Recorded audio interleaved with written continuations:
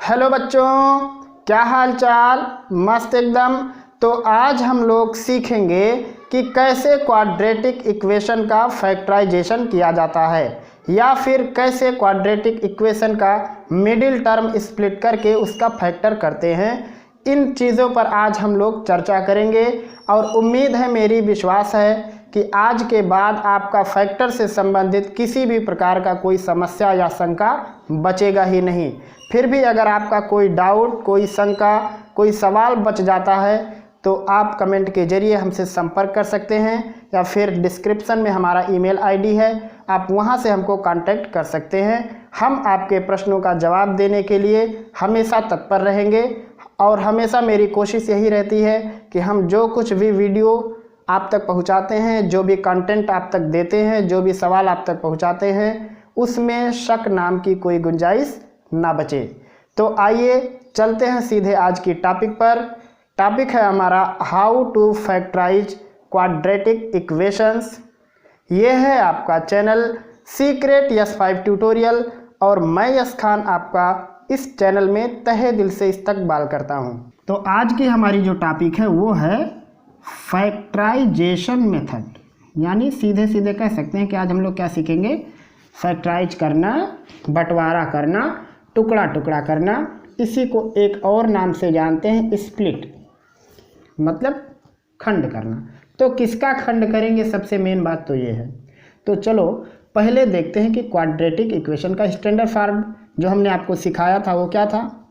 ax² था plus bx था plus c equal 0।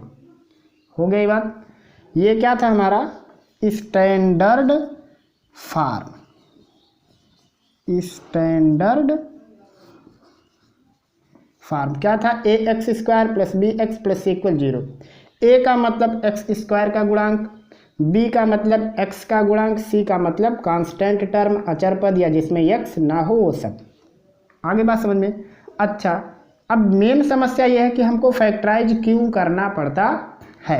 यानी अगर आपसे कोई कहे कि आप क्वाड्रेटिक इक्वेशन को फैक्टर क्यों करते हो, यानी वाई फैक्टराइज, आप इसका गुणनखंड क्यों करते हो, तो जब पता रहेगा तब तो गुणनखंड सीखेंगे। अब बच्चों को पता ही नहीं रहता कि गुणनखंड की ज़रूरत कहाँ पड़ती है, तो फिर सीखे क्यों। तो फैक्टराइज की ज़रूरत क्यों पड़ती है, तो इसका जवाब क्या है, फाइंडिंग रूट्स। क्या कहोगे, फाइंडिंग रूट्स आर सॉल्यूशन। मूल ज्ञात करने के लिए या फिर हल निकालने के लिए। अब फिर से नई समस्या, ये मूल क्या है। देखो, इसी चीज को हम लोग पॉलिनोमियल में शून्यक कहते थे। बहुपद में इसका नाम शून्यक होता है और द्विघात में या फिर किसी भी समीकरण में इसको क्या कहते हैं, मूल। लेकिन गलती से कुछ बच्चे दोनों को एक समझ लेते हैं। तो जरा इसके बीच की जो दीवार है उसको समझने की कोशिश करो। पॉलिनोमियल में जीरोस कहते हैं इसको, और इक्वेशन में रूट कहते हैं या फिर सॉल्यूशन कहते हैं। तो अब आइंदा गलती से इसको ऐसा मत समझ लेना कि ये शून्यक और मूल एक ही हैं। एक नहीं है, दोनों अलग अलग हैं, बीच में इनके थोड़ा सा डिफरेंस है। वो ये है कि अगर आप लोग पॉलिनोमियल सॉल्व करते हो तो वहाँ पे जो x की वैल्यू आती है उसको कहते हैं शून्यक, और अगर आप इक्वेशन सॉल्व करते हो, कोई भी इक्वेशन हो, लीनियर हो, क्यूबिक हो, क्वाड्रेटिक हो, कुछ भी हो, तो वहाँ पे जो x की वैल्यू आती है या वेरिएबल की वैल्यू आती है उसको क्या कहते हैं, मूल। तो सिंपल बात क्या है कि हम लोग क्वाड्रेटिक इक्वेशन का फैक्टर क्यों करते हैं, मूल निकालने के लिए या फिर उसका हल निकालने के लिए। अब जो मूल होता है वो इक्वेशन का होता है, जो शून्यक होता है वो पॉलिनोमियल का होता है। ये दो चीज़ आप समझ गए। अब यहाँ जो मेन समस्या ये है कि ये मूल क्या है। वैसे तो आप सब जानते होंगे कि मूल और शून्य क्या है, लेकिन एक बार मैं आपको फिर से बताऊं कि मूल या शून्य कहने का मतलब होता है कि ऐसी वैल्यू, वेरिएबल की ऐसी वैल्यू जो इस वेरिएबल में रखने पर लेफ्ट हैंड और राइट हैंड को बराबर कर दे। तो रूट्स का सिंपल मतलब क्या है, रूट अगर कोई आपसे पूछे या सॉल्यूशन पूछे क्या होता है, तो लिखोगे वैल्यू ऑफ वेरिएबल, यानी चर की मान, that satisfy equations such that left hand side equal right hand side, यानी जो मूल होता है या जो हल होता है वो क्या होता है, वो वास्तव में उस इक्वेशन में लिखी गई चर, जैसे मान लो 2x² + 3x + 1 है इक्वल 0, ये हो गया। तो यहाँ पे x की ऐसी वैल्यू रख दो जिससे इस साइड की वैल्यू और इस साइड की वैल्यू क्या हो जाए, बराबर हो जाए। तो यहाँ पे जो x की वैल्यू होगी उसी वैल्यू को कहेंगे रूट। तो शायद आप समझ गए। जैसे मान लो यहाँ पे हम लोग x की वैल्यू ले लें -1, तो ये होगा 2 - 1 का स्क्वायर + 3 - 1 + 1, ये इसका लेफ्ट हैंड है। -1 का स्क्वायर 1 होगा, यानी हो गया 2 - 3 + 1, 2 और 1 मिलके 3 - 3 इक्वल हो गया 0। तो देखो लेफ्ट हैंड की वैल्यू कितनी आ गई, 0, और राइट हैंड पहले से क्या था, 0। तो यहाँ पे x की वैल्यू हम लोगों ने कितना लिया, -1। तो x की वैल्यू जैसे ही -1 लिए तुरंत लेफ्ट हैंड और राइट हैंड क्या हो गया, बराबर। तो यहाँ पे जो x की जो वैल्यू है ना, ये -1, इसी को कहेंगे मूल। आगे बात समझ में, यानी हमेशा वेरिएबल की कोई भी वैल्यू, तो इसीलिए हम यहाँ पे x नहीं लिखे, मान लो इक्वेशन में y हो जाता, तो ये भी तो एक वेरिएबल है। तो कोई भी इक्वेशन हो उसके अंदर उस वेरिएबल का ऐसा मान जिसकी जगह पर कोई अंक रखो, यानी उस वेरिएबल का मान रखो, तो लेफ्ट हैंड और राइट हैंड बराबर हो जाए, तो उसको कहेंगे रूट, या उसी को कहेंगे सॉल्यूशन।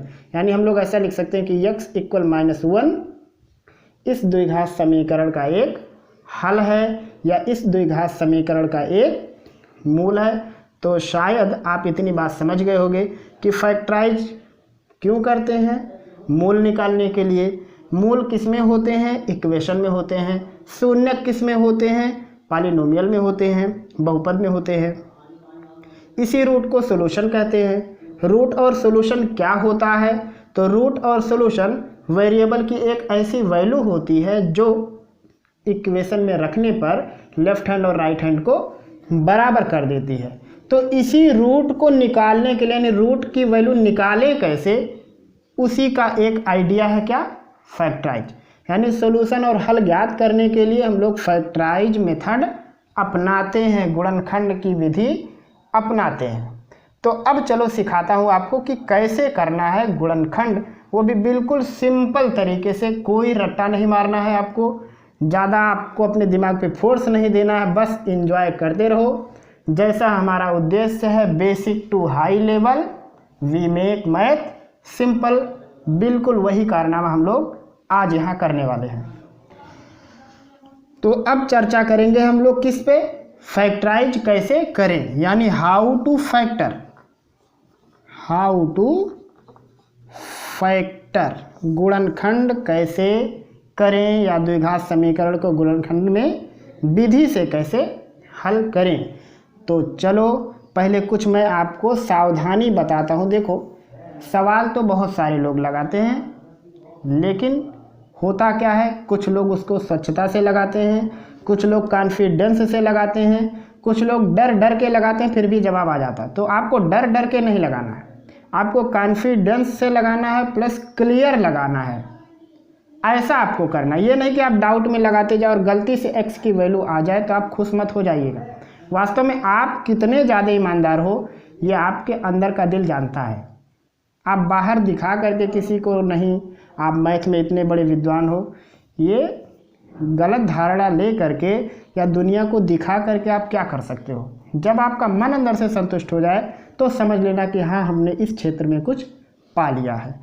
तो आप अपने अंदर ईमानदारी बरतिए। और मैं आपको कुछ वो चीज़ बताने जा रहा हूँ जो अक्सर कोचिंग संस्थानों में भी छोड़ दिया जाता है, आपके विद्यालयों में भी छोड़ दिया जाता है, या फिर अगर बताया भी जाता है तो शायद उसको इतना ज़रूरी नहीं समझा जाता है। तो कहीं ना कहीं आप लोग वो चीज़ छोड़ देते हो, फिर पता क्या चलता है कि उसका खामियाजा जीवन भर भोगना पड़ता है। तो आइए आज उन्हीं सभी समस्याओं का समाधान करेंगे हम। तो सबसे पहले मैं आपको एक इक्वेशन लिख के देता हूँ, क्वाड्रेटिक इक्वेशन। जैसे x² plus 5x minus 6 equal 0। ये एक है हमारे पास क्वाड्रेटिक इक्वेशन। क्यों है ये सारा चीज़ तो आप जान गए होंगे, हमारा फर्स्ट पार्ट इसी पर था। तो अब इसका हमको करना है गुणनखंड, यानी इसको हमें हल करना है गुणनखंड विधि से। तो यहाँ पे मैं आपको कुछ बात बताने वाला हूँ, वो देखो। तो हम लोग सबसे पहले इसका देखते हैं स्टैंडर्ड फार्म, वो होता है ax² + bx + c = 0। भले वीडियो थोड़ा बड़ा हो जाएगा, धैर्य बना करके देखिएगा ताकि फिर किसी किस्म का कोई डाउट ना बचे, फिर आपको किसी से राय लेने की ज़रूरत ना पड़े। तो ये है हमारा स्टैंडर्ड फार्म। देखो कैसे करते हैं फैक्टर, मेन चीज़ सीखो, जो उसका मेन सीक्रेट पार्ट है ना वो देखो, बाकी आप तो लगाना मिनटों में सीख जाओगे। तो इसका मेन सीक्रेट पार्ट क्या है, आपको लेना है x² का कोफिशिएंट, वो है a, फिर आपको लेना है अचर पद, वो है c। हो गया। अब आपको क्या करना पड़ा, a लेना पड़ा और c लेना पड़ा।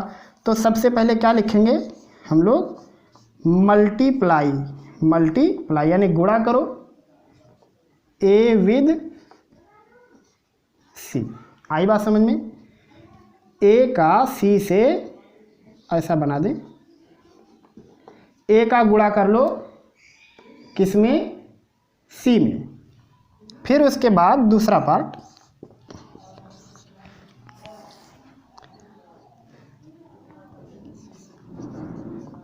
फैक्टर b या फैक्टर ऑफ b का करो गुणनखंड, एज बाई एडिंग मतलब जोड़ने से, or subtracting we find B का ऐसा गुणनखंड करो कि जोड़ने पर b की वैल्यू आए और घटाने पर उस b की वैल्यू आए, जैसा जरूरी हो। But multiply of factor of b must be equal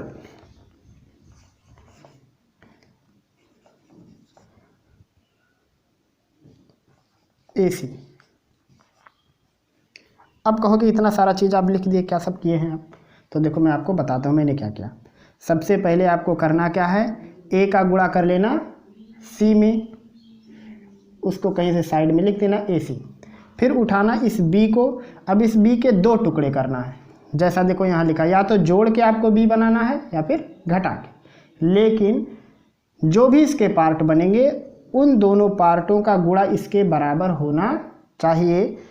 और जो तीसरी सबसे मेन चीज़ है जो कि अक्सर छूटती है, उसको लिखता हूँ, if multiply of A and C is with minus sign,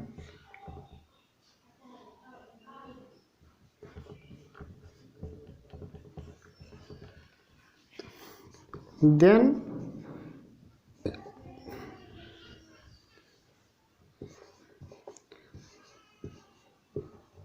B will come by adding। और चौथा पॉइंट, सॉरी यहाँ निगेटिव है, यहाँ रहेगा subtracting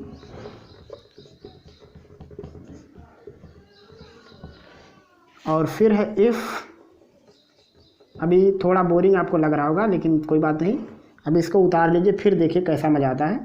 if multiply of A and C is with plus sign, सिंग लिख दे रहा हूँ देखो, देन B will come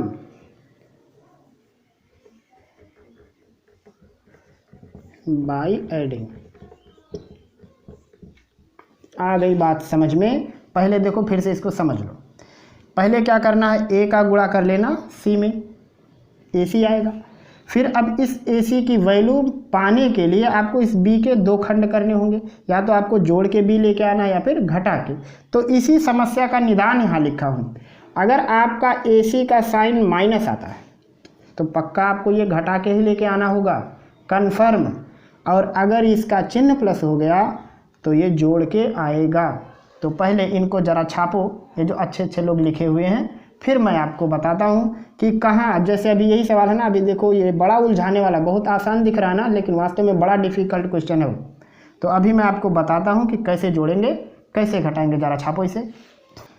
तो हमने पहला जो प्रश्न लिया हुआ है x square plus 5x minus 6 equal 0। सोचो, हमने पहला चीज़ क्या कहा कि a का गुणा कर लो c में। अब a मतलब एक्स स्क्वायर का गुणांक कितना है, 1। धीरे धीरे आपकी आदत पड़ जाएगी तो आपको 1 ये सब नहीं देखना पड़ेगा, आपकी आंख तुरंत वहीं चली जाएगी। तो यहाँ हो गया 1, यहाँ पे क्या है -6, कितना है -6, गुणा किए तो कितना आया -6। अब गलती आप कहाँ करते हो, आपको विद्यालय में सिखाया जाता है कि इसका गुणा यहाँ कर लो, तो आप क्या करते हो 6। फिर विद्यालय आपको सिखाता है कि आप या तो इसको जोड़ के ले आओ या फिर घटा के, लेकिन आना चाहिए। तो अब देखो मैंने ऐसा क्यों लिखा, क्योंकि ये जो 6 यहाँ पे 5 है, 5 आप दो तरीके से ला सकते हो, 3 में 2 जोड़ के और 6 में 1 घटा के। लेकिन कौन सही है, इसी के लिए मैंने वो सारा चीज़ लिखा था। तो अगर आपका ये चिन्ह माइनस आए, गुणा करने पर चिन्ह माइनस आए, तो आपको ये घटा के लेके आना है। कोई ऐसी दो गिनती चूज़ करो कि गुणा करके ये बन जाए और घटा के ये। कैसे पता चला कि घटाना है, क्योंकि यहाँ का चिन्ह कौन सा था, यहाँ का चिन्ह नहीं, दोनों का गुणनफल का चिन्ह कैसा था, माइनस में। अभी देखो इसी के सामने दूसरा क्वेश्चन लिखता हूँ, -x² plus 5x minus 6 equal 0। दोनों को हल करेंगे। देखो इसको हल करने के लिए 1 का गुणा -6 में किए तो जवाब कितना आया -6। आपको अब माइनस चिन्ह की वजह से इसे घटा के लेके आना है। तो दो लोग हैं आपके पास, 6 1 में 6 में से 1 जाएगा 5। तो ये होगा x² प्लस 6 माइनस 1। 5 की जगह क्या लिखेंगे, 6 minus 1 into x minus 6 equal 0। यहाँ से हो गया ये x², x का गुणा 6 में करोगे तो 6x, x² का गुणा 1 में करोगे तो x माइनस 6 इक्वल 0। यहाँ से x कॉमन ले लोगे तो होगा ये x प्लस 6, इसमें माइनस चिन्ह को बाहर निकाल दो तो x प्लस 6 इक्वल 0। एक कोष्ठक में x प्लस 6, एक कोष्ठक में बचेगा x और यहाँ बचेगा -1 इक्वल हो गया 0। यहाँ से एक बार इस कोष्ठक को लिखोगे 0। अच्छा कहोगे इसको 0 क्यों लिखेंगे, क्योंकि यहाँ 2 है ना, तो पता नहीं कौन से कोष्ठक की वैल्यू 0 है। अगर इस पूरे की जगह 0 लिखें तब भी पूरा 0 हो जाएगा, इसकी जगह 0 लेंगे तब भी पूरा 0 हो जाएगा। तो लिखेंगे ऐसा, यदि या इफ़ लिख सकते हो x प्लस 6 इक्वल 0, तो x की वैल्यू कितनी होगी -6। फिर लिखेंगे यदि x माइनस 1 इक्वल 0, तो यहाँ से x की वैल्यू कितनी होगी 1। तो यहाँ -6 और 1 को क्या कहेंगे, इस समीकरण का मूल या इस समीकरण का हल। शून्य कभी नहीं कहेंगे, बात जाने रहना, क्योंकि शून्य कहते हैं बहुपद में। अच्छा अब चलो यहाँ देखते हैं। तो अगर आप केवल इसको देखोगे तो ये तो माइनस में लिखा हुआ है, तो आपको ऐसा नहीं देखना, मैंने जो बताया उसे ध्यान रखो। इस हर का ले लो कोफिशिएंट जिसको हम लोग कहते हैं a, यहाँ ले लो तो यहाँ क्या -1 इस साइड, यहाँ है -6, गुणा कर दो तो कितना आएगा 6 आएगा। अब देखो चिन्ह प्लस में है कि माइनस में, प्लस में, तो कन्फर्म ये जोड़ के आएगा। देखो सवाल वही है था, यहाँ पे प्लस था यहाँ पे माइनस, लेकिन नक्शा बदल गया इसका। कैसे, तो ये होगा -x², चिन्ह प्लस है तो जोड़ के आएगा। तो अब जोड़ के आएगा तो 3 2 5, 3 दूनी 6, तो होगा ये 3 + 2 x minus 6 equal 0, -x² plus 3x plus 2x minus 6 equal 0। इसमें कॉमन है -x, तो बाहर निकालोगे तो बचेगा x यहाँ, और ये हो जाएगा -3। इसमें से 2 कॉमन है तो होगा x - 3 = 0। एक कोष्ठक में हो गया -x + 2, एक कोष्ठक में होगा x - 3 = 0। एक बार ये पूरा 0 होगा तो लिखेंगे यदि -x + 2 = 0, तो यहाँ से -x = -2 या x = 2 हो जाएगा। फिर लिखेंगे यदि x - 3 = 0, तो यहाँ से x = होगा 3, और यहाँ पे 2 और 3 हो जाएंगे इस इक्वेशन के मूल या फिर हल। तो फिर मैं जो समझाना चाह रहा था, शायद आप वो बात धीरे धीरे समझ रहे होंगे। मैं क्या कहना चाह रहा था कि शुरुआत वाले का और लास्ट वाले का गुणा करने पर अगर चिन्ह माइनस में आएगा तो कन्फर्म ये चीज़ घटा के ही आएगी। देखो यहाँ आपके पास 2 ऑप्शन था, या तो आप 6 में से 1 घटाते या फिर 3 में 2 जोड़ते। तो चिन्ह माइनस आने की वजह से यहाँ आपको घटाना पड़ा, यहाँ पे चिन्ह प्लस आने की वजह से जोड़ना पड़ा। आई बात आपको समझ में? चलो एक और ऐसे ही क्वेश्चन दिखाता हूँ मैं आपको। x² + 13x - 30 = 0। अब आप इसे हल करो। कैसे हल करना है? यहाँ आगे कितना है 1, यहाँ आगे है -30, तो गुणा करेंगे तो होगा ये -30। अब चिन्ह माइनस आया तो आपको इसे घटा के लेके आना होगा। तो जब घटा के लेके आओगे तो आपको 13 लेके आना है। इसका मतलब कन्फर्म गिनती इससे बड़ी होगी। तो एक हो गया 15 और एक हो गया 2, 15 दूनी 30, 15 में से 2 जाएगा 13 होगा। देखो आप और तरीके से ला सकते हो, 10 तियाएँ 30 और 10 3 13, लेकिन आप प्लस वाला क्यों नहीं यूज करोगे? क्योंकि यहाँ पे गुणनफल का चिन्ह कैसा है? माइनस। जब गुणा करके माइनस आएगा तो पक्का इसको घटा के ही लेके आना। ये बार बार मैं कह रहा हूँ, इसको नोट करके रखे रहो, नहीं तो ऐसे अगर उलझाने वाले सवाल आए तो आप गलत करके आ जाओगे। तो यहाँ चिन्ह माइनस आया तो हमको घटा के लेके आना है, तो लिखेंगे x² + 15 - 2 × x - 30 = 0। यहाँ से होगा x² + 15 का गुणा x में करेंगे तो 15x - 2x - 30 = 0। यहाँ से x कॉमन लेंगे तो होगा x + 15 - 2 कॉमन लेंगे तो x + 15 = 0। एक कोष्ठक में होगा x + 15, एक कोष्ठक में x - 2 = 0। अच्छा यहाँ प्लस कैसे हुआ पता है ना? माइनस निकाल लेंगे तो ये प्लस हो जाएगा ये भी। अब यहाँ से बताओ, एक बार जब इसको 0 कर दोगे तो होगा x + 15 = 0, तो यहाँ से x इक्वल हो जाएगा -15, और x - 2 को जब 0 करोगे तो x इक्वल हो जाएगा 2। तो -15 और 2 क्या हो गए? इस क्वाड्रेटिक इक्वेशन के सॉल्यूशन हो गए या फिर इसके रूट हो गए। तो शायद आप ये बात समझ गए होंगे कि सबसे पहले करना है आपको x² के गुणांक का अचर पद में गुणा, फिर अगर चिन्ह प्लस आया तो ये जोड़ के बीच वाला आएगा, चिन्ह माइनस आया तो ये घटा के आएगा। तो चलो और भी एग्जाम्पल के जरिए मैं आपको सिखाते हुए चलता हूँ कि कैसे करना है फैक्टराइजेशन। हमने ये कुछ प्रश्न लिए हैं, अब इन प्रश्नों के जरिए आपको बताएंगे फैक्टराइजेशन के तरीके। अभी तक तो आपने सीखा फैक्टराइजेशन कैसे करते हैं, वो सारी चीज़ आपने देखा। तो चलो अब आपने जो कुछ भी सीखा है यहाँ इस्तेमाल करके देखो। तो पहला जो हम लोगों ने लिया वो है हमारे पास 2x² + 5x - 3 = 0। कैसे करना फैक्टर पता है? शुरुआत वाले का गुणा लास्ट में कर दो, यानी x² के गुणांक का इसमें करोगे तो यहाँ है 2, यहाँ -3, तो हो जाएगा ये -6। अब माइनस आया तो पहला काम कि घटा के ही आएगा, एकदम निश्चिंत हो जाना।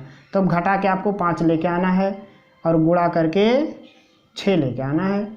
तो 6 करने में 6 में से 1 जाएगा 5, तो होगा ये 2x² + 6 - 1 × x - 3 = 0।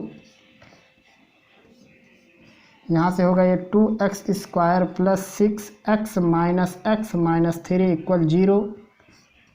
यहाँ से 2x कॉमन ले लेंगे तो यहाँ बचेगा x, यहाँ बचेगा 3 माइनस यहाँ माइनस चिन्ह बाहर जाएगा तो होगा ये x+3।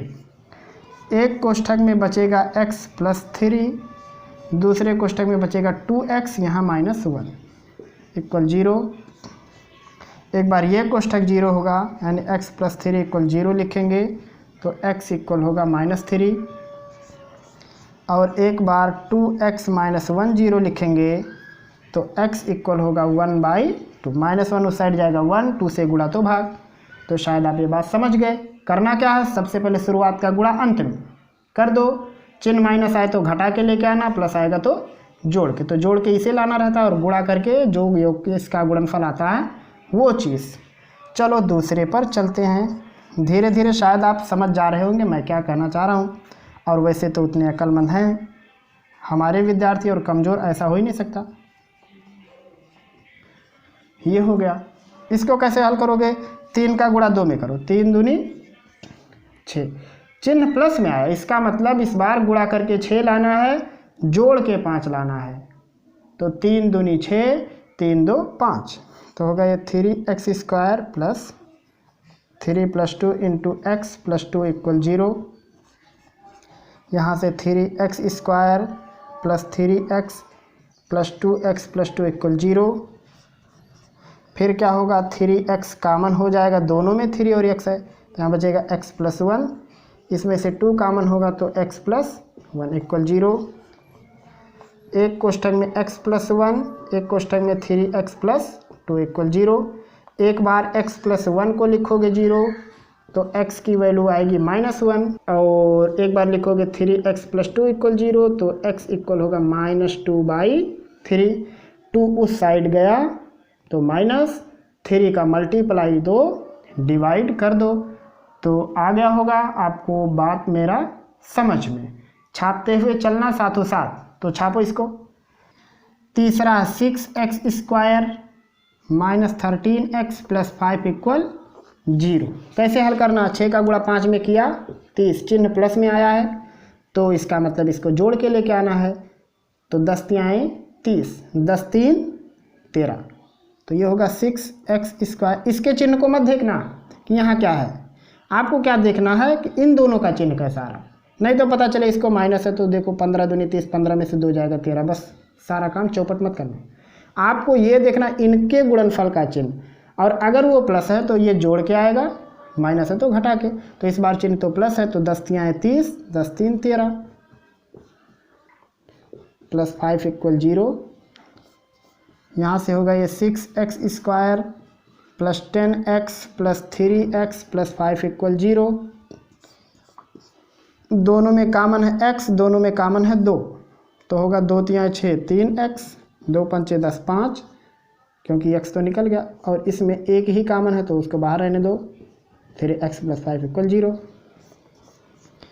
एक कोष्ठक में 3x + 5, एक कोष्ठक में 2x प्लस यहाँ क्या है 1 = 0। एक बार 3x + 5 को लिखोगे 0 तो x होगा -5/3, -5, 3 ऊपर तो नीचे।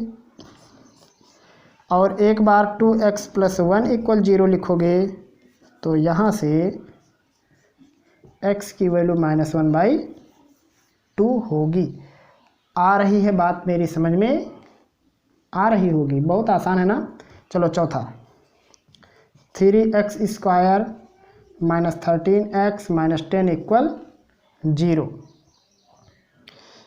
इस बार फिर वैसे काम करो, शुरुआत का गुणा लास्ट में 3 दहाइयम 30, अरे माइनस में आया तो इस बार घटा के 13 लेके आना है, तो 15 दूनी 30, 15 में से 2 जाएगा 13, तो हो गया 3x² - 15 ऋण 2x ऋण 10 = 0, तो हो गया 3x²। ऋण का अंदर गुणा करोगे तो होगा ऋण 15x, और ऋण धन यानी 2x = 0 हो गया।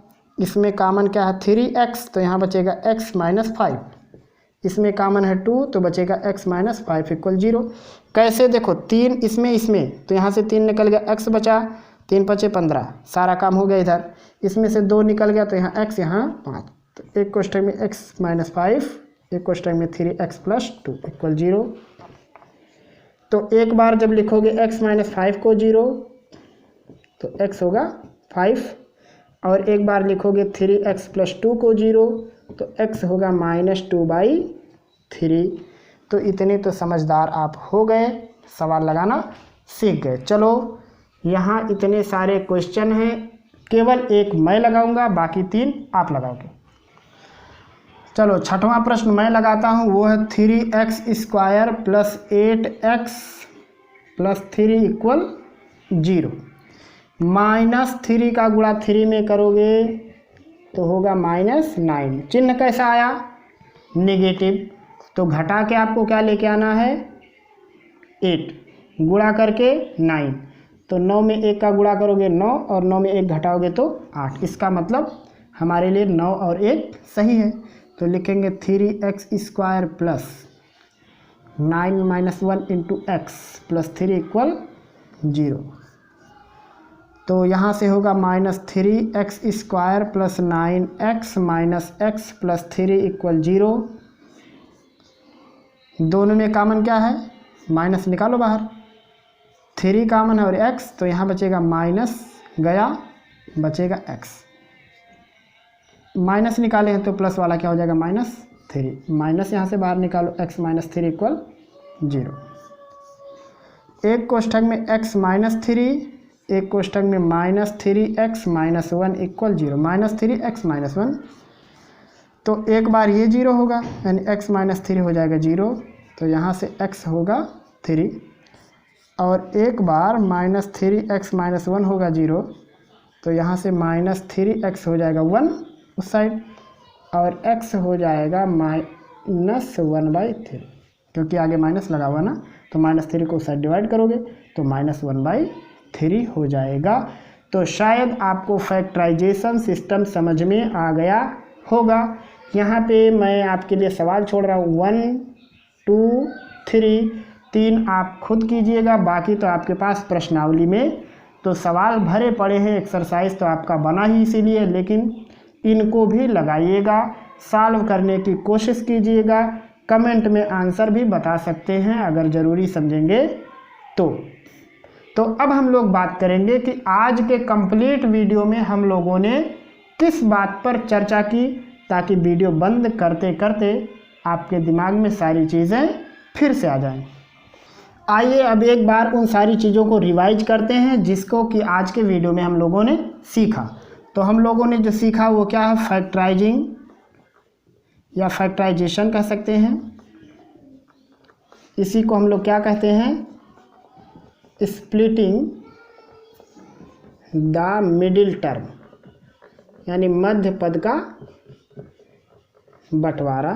तो इसको हम लोग एक किस नाम से हिंदी में जानते हैं? मध्य पद का बंटवारा करके हम लोगों ने क्या सीखा है? गुणनखंड। तो इसमें हम लोगों ने और भी कुछ चीज़ें, सीक्रेट चीज़ें सीखी, जैसे जीरोज मतलब शून्य। ये किस में पाया जाता है? पॉलिनोमियल में। दूसरा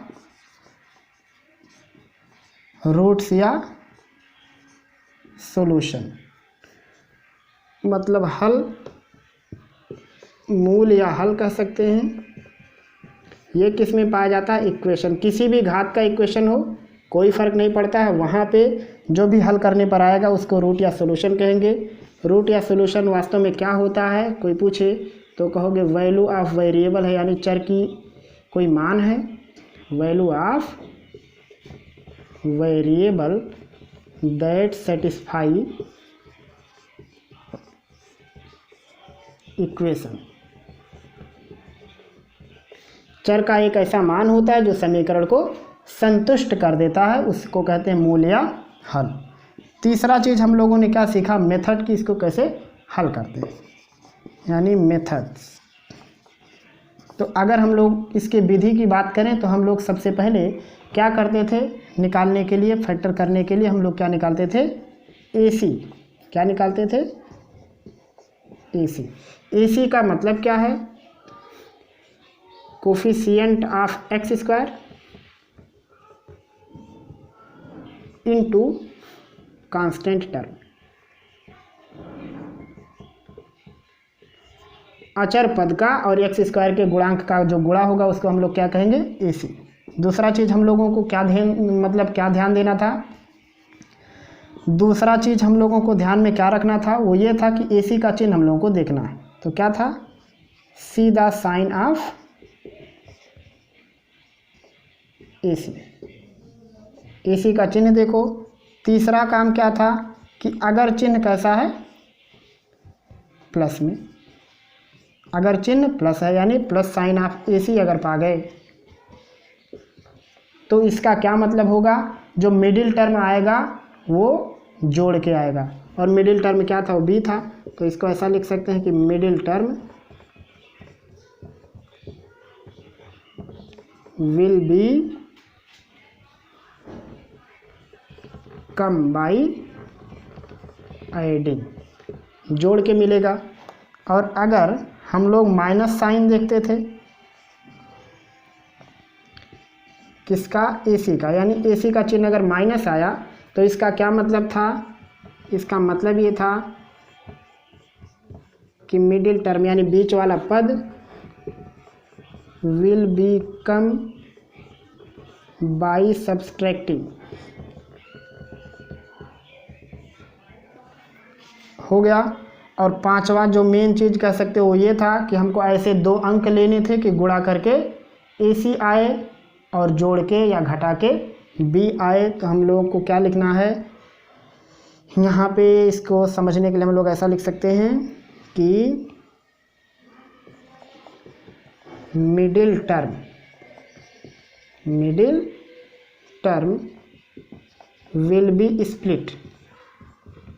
will be split in 2 term, R कह सकते हैं नंबर, या 2 अंकों में या 2 पदों में उसको मतलब बांट देना है। As we can find AC by multiplying and B by adding or subtracting.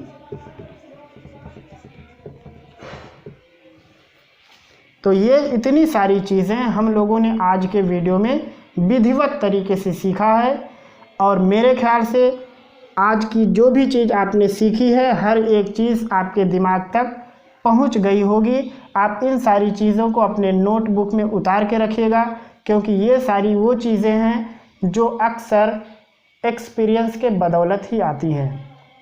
हर बच्चे जब प्रश्न करते हैं तो हर एक प्रश्न में वास्तव में कुछ ना कुछ राज छुपा हुआ रहता है। तो हम लोग हर एक बच्चों के प्रश्न को बड़े ध्यान से सुनते हैं कि बच्चा आखिर कहना क्या चाहता है, आखिर क्या कमी रह गई हमारे बताने में जो बच्चे ने ऐसा प्रश्न किया। तो उन सभी चीज़ों को हम लोग एक समाधान में कन्वर्ट करते हैं, फिर आप तक वो सारी चीज़ें पहुंचाते हैं। तो जो कुछ भी यहाँ लिखा हुआ है वास्तव में वो समझ लो कि हमारा अकेला खुद का नहीं, बल्कि उसमें कई बच्चों के प्रश्नों का जवाब छुपा हुआ है। शायद उसमें आपके सवाल, आपके शंका का भी जवाब छुपा हुआ है। तो आप इसको लिख लीजिएगा, और उम्मीद करता हूं कि हमने आज के वीडियो में जो भी बताने की कोशिश की है आप तक पहुंच गया होगा। तो ये था आज का हमारा topic, how to factorise quadratic equations, द्विघात समीकरण का गुणनखंड कैसे करें, या स्प्लिटिंग मिडिल टर्म क्या होता है। तो शायद आपको आज की सारी बात समझ में आ गई होगी। फिर भी अगर रह गया है दिमाग में कोई शंका, सवाल या सुझाव तो कमेंट करके ज़रूर बताइएगा। और अगर आप तक ये वीडियो किसी माध्यम से पहुंचा है, आपको हितकारी लग रहा है, आपके लिए फ़ायदेमंद आपको दिख रहा है, तो सब्सक्राइब कर लीजिए, दूसरों तक पहुंचा दीजिए, ताकि हमारी मेहनत अन्य लोगों तक आसानी से पहुंच सके। फिर मिलेंगे हम लोग जल्द ही अगले वीडियो में, तब तक के लिए खुदा हाफिज़।